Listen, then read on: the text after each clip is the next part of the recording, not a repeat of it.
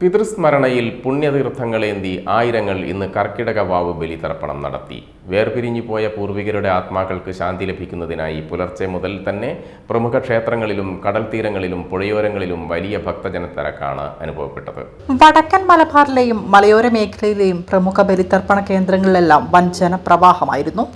കണ്ണൂർ പയ്യാമ്പലം കടൽ തീരത്ത് പുലർച്ചെ മുതൽ തന്നെ ആയിരക്കണക്കിന് ആളുകളാണ് പിതൃതർപ്പണത്തിനായി എത്തിയത്. ദക്ഷിണകാശി എന്നറിയപ്പെടുന്ന വയനാട് തിരുനെല്ലി മഹാവിഷ്ണു ക്ഷേത്രത്തിൽ പുലർച്ചെ 3 മണി മുതൽ തർപ്പണ ചടങ്ങുകൾ ആരംഭിച്ചു.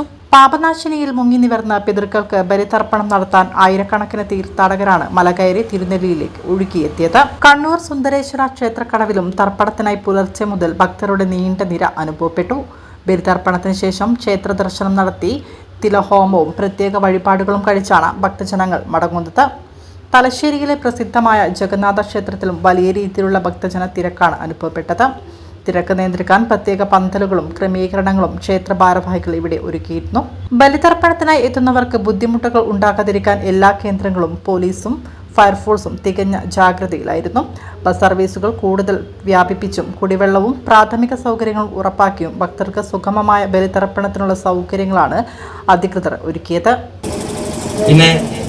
മരിച്ച നക്ഷത്രം, മരണം നടന്ന ദിവസത്തെ നക്ഷത്രം, തിഥി മുതലായ ദിവസങ്ങളും പിതൃക്കൾക്ക് പ്രാധാന്യമുള്ള ഒരു ദിവസമായിട്ട് പറയുന്നു.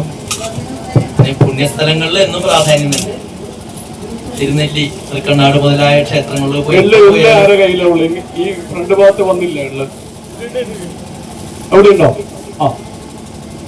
എപ്പോൾ പോയാലും ഇങ്ങനെയുള്ള പുണ്യസ്ഥലത്ത് എപ്പോൾ പോയാലും ബലിതർപ്പണം ചെയ്ത് പിതൃക്കളെ തൃപ്തിപ്പെടുത്താം. നമ്മൾ എന്തെങ്കിലും വിശേഷങ്ങളൊക്കെ നടക്കണതിന് മുന്നേ ആ പിതൃക്കൾക്ക് ഒരു സ്മരണ നടത്തിയിട്ട് അവർക്ക് ഇങ്ങനെ ബലിതർപ്പണാദികൾ ചെയ്തിട്ട് ചെയ്യുന്നതിന് കൂടുതൽ പ്രാധാന്യമുണ്ട്.